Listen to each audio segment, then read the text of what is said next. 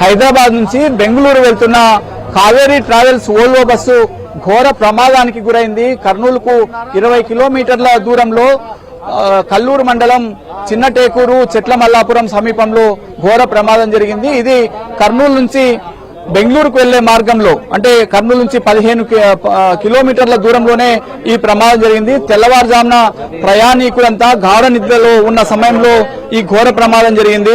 బస్సులో ఎంతమంది ప్రయాణిస్తున్నది స్పష్టత లేదు. 32 మంది అని కొంతమంది, 40 మంది అని కొంతమంది చెబుతున్నారు.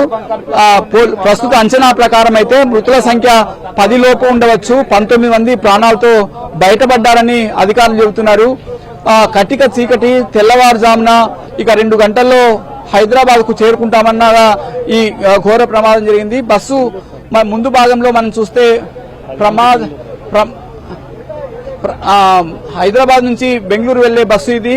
బస్సు ముందు భాగంలో ఒక బైకర్ ను బస్సు ఢీకొన్నట్టు మనకు సంఘటనా స్థలాన్ని బట్టి చూస్తే తెలుస్తోంది.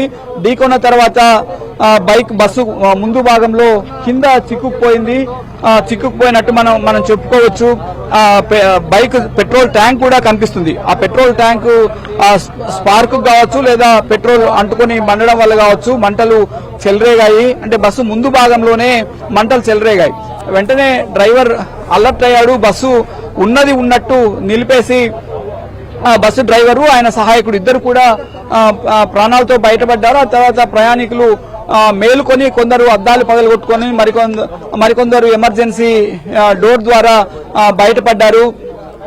అంతలోపే బస్సు ముందు వైపు నుంచి వెనకకు మంటలు చాలా వేగంగా వ్యాపించినట్టు తెలుస్తోంది. ఇది ఓల్వో బస్సు కావడం, అందులో ఏసీ ఉండడంతో ఏసీలో ఆక్సిజన్ ఉంటుంది. ఏదైనా చిన్న స్పార్క్ వచ్చినా సరే చాలా వేగంగా బస్ అంతా మంటలు వ్యాపించే అవకాశం ఉంటుంది. ఈ సంఘటనలో కూడా అదే జరిగినట్టు మనకు తెలుస్తోంది. ప్రమాద తీవ్రత చాలా ఉంది. బస్సు ఆనవాళ్లు కూడా కనిపించడం లేదు. బస్సు ముందు వైపు నుంచి మంటలు విస్తరిస్తున్న నేపథ్యంలో గాఢ నిద్రలో ఉన్న ప్రయాణికులకు ఏమైందో కూడా చెప్పలేని పరిస్థితి. ఆ నేపథ్యంలో కొందరు మనం ఎస్పీ మాట్లాడుతున్నారు, ఎస్పీతో మాట్లాడే ప్రయత్నం చేద్దాం. సరే, ఒక పని చేద్దాము, మీరు అందరూ కలిసి చెప్తే నేను ఒక స్టేట్మెంట్ ఇస్తాను. సో దాదాపు 3 o'clock కి ఈ bus Kaveri bus AC bus ఏముందో హైదరాబాద్ నుంచి బెంగళూరు వెళ్తా ఉంది. ఆ టైంలో అదే డైరెక్షన్ వెళ్తున్న ఒక 2 wheelers హిట్ చేసినట్టుంది. ఎందుకంటే ఇక్కడ దాని ముందు 2 wheelers స్టక్ అయి ఉంది. సో అక్కడ ఫైర్ స్టార్ట్ అయి ఉండొచ్చు అని మన ప్రాథమిక సమాచారం. FSL టీం కూడా వచ్చింది. They are also examining. So అక్కడ ఫైర్ స్టార్ట్ అయిపోయిన తర్వాత ఇమీడియట్లీ స్మోక్ వస్తే ప్యాసింజర్స్, తర్వాత ఇక్కడ చుట్టూ కొంతమంది రోడ్ మీద వెళ్లే వాళ్ళు కూడా they try to break open the glass. కొంతమంది బయటకు దూకారు, బట్ అన్ఫార్చునేట్లీ కొంతమంది లోపల ఉండిపోయారు. They are suspected to have died because of burn injuries. అది నేను లోపల వెళ్ళిన తర్వాతనే చెప్పొచ్చండి. Okay, right. లోపల వెళ్ళిన తర్వాతనే తెలుస్తుంది. ఇప్పుడు వెళ్ళి చెక్ చేసి చెప్తాం. ఓకే, హాస్పిటల్ ఉన్న వాళ్ళు బాగానే ఉన్నట్టున్నారు. హాస్పిటల్లో దాదాపు 10 మంది ఉన్నారు. రైట్. ఓకే, 2 wheeler కూడా చనిపోయినట్టు. బస్ స్పేర్ డ్రైవర్ ఉన్నారు మన దగ్గర. ఇంకొక డ్రైవర్ ఇప్పుడు బస్ కంపెనీకి కాంటాక్ట్ చేశాము, అతను కూడా పంపిస్తాము. బస్ డ్రైవర్ చెప్పేది అదే. సో ఫస్ట్ అతను పడుకున్నాడు, స్పేర్ డ్రైవర్.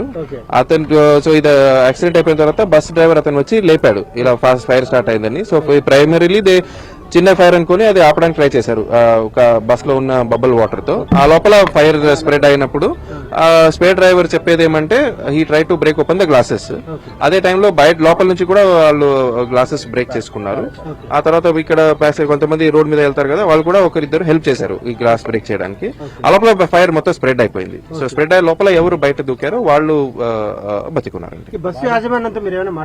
ఇంకా మాట్లాడాలి. Okay, thank you. అవును, పిల్లలు ఏమైనా ఉన్నారు సార్? బస్సు మొత్తం చెక్ చేయాలండి, మొత్తం చెక్ చేసి చెప్తాం. ఓకే, ఇది ఎస్పీ గారు చెప్పిన వివరాల ప్రకారం అయితే పూర్తిగా బస్సు ప్రమాదానికి బైకే కారణం. అంటే బస్సుని ఢీకొందా, లేకపోతే ఇందులో బైక్ వ్యక్తి తప్పుందా, డ్రైవర్ది తప్పుందా అనేది తేలాల్సి ఉంది. బస్సు ఢీకొన్న వెంటనే ముందు భాగంలో చిక్కుకుపోయింది. ఆ చిక్కుకుపోయిన తర్వాత బస్సులో ఉన్న పెట్రోల్ ట్యాంక్ కూడా దగ్ధమైంది. ఆ స్పార్క్ వచ్చింది. ఆ స్పార్క్ వచ్చిన తర్వాత స్పార్క్ వచ్చిన తర్వాత మంటలు వేగంగా వ్యాపించాయి. బస్సు ముందు భాగంలో డ్రైవర్ ఉన్నారు. డ్రైవర్తో పాటు స్పేర్ డ్రైవర్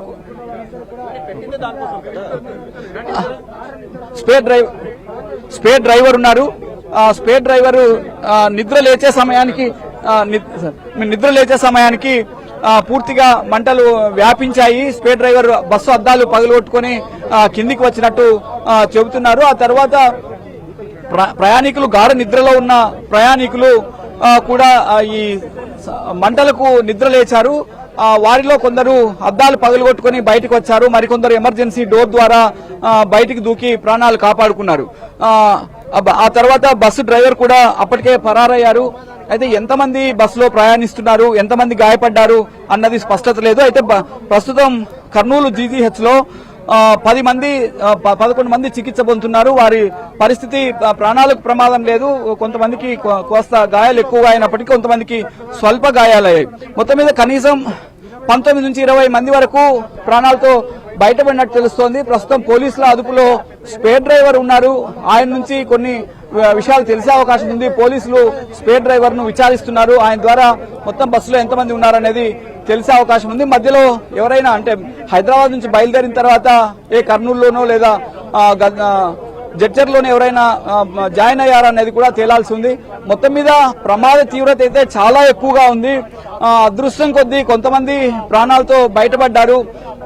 మొత్తం మీద నేషనల్ హైవేపై ఇంత తీవ్రమైన ప్రమాదాలు జరగడం అనేది ఇది మూడవసారి. 2002లో ఇటిక్యాల వద్ద మానవపాడు మండలం ఇటిక్యాల వద్ద ఇలాంటి ప్రమాదమే జరిగింది. అప్పుడు కూడా 10ల సంఖ్యలోనే ప్రాణాలు కోల్పోయారు. మహబూబ్నగర్ జిల్లాలో 3-4 సంవత్సరాల క్రితం కూడా ఒక ప్రమాదం జరిగింది. 3-4 సంవత్సరాల క్రితం ప్రమాదం జరిగింది. అప్పుడు కూడా భారీ ప్రాణ నష్టం జరిగింది. ఇది మూడవ సంఘటన. సాధారణంగా వోల్వో బస్సులు చాలా వేగంగా వెళ్తుంటాయి. 120 నుంచి 150 కిలోమీటర్ల వేగంగా వెళ్తుంటాయి. ఈ నేపథ్యంలో చిన్న స్పార్క్ వచ్చినా కూడా అది తీవ్ర ప్రమాదానికి దారితీసే అవకాశం ఉంటుంది. మంటలు చాలా వేగంగా వ్యాపిస్తాయి. సాధారణంగా ఏసీ బస్సుల్లో గ్యాస్ ఉంటుంది. మంటలు ఏదైనా సంభవిస్తే చాలా వేగంగా కూడా విస్తరించే అవకాశం ఉంటుంది. ఇది రాత్రి అంటే గాఢ నిద్రలో ఉన్న సమయంలో ప్రమాదం జరగడంతో ప్రయాణికులు అప్రమత్తం కావడానికి కూడా సమయం చాలా తక్కువగా ఉంటుంది. మొత్తం మీద 9 లేదా 10 మంది ప్రమాదంలో ప్రాణాలు కోల్పోయి ఉండవచ్చు. 20 మంది వరకు ప్రాణాలు దక్కించుకున్నారని చెబుతున్నారు. ఒక 10 మంది ప్రస్తుతం ఆసుపత్రిలో చికిత్స పొందుతున్నారు. మిగిలిన వారు ఇప్పటికే ఇక్కడ నుంచి ప్రాణాలతో బయటికి వెళ్లి తమ గమ్యస్థానాలకు చేరుకున్నారు. ఇది ఇక్కడ తాజా పరిస్థితి.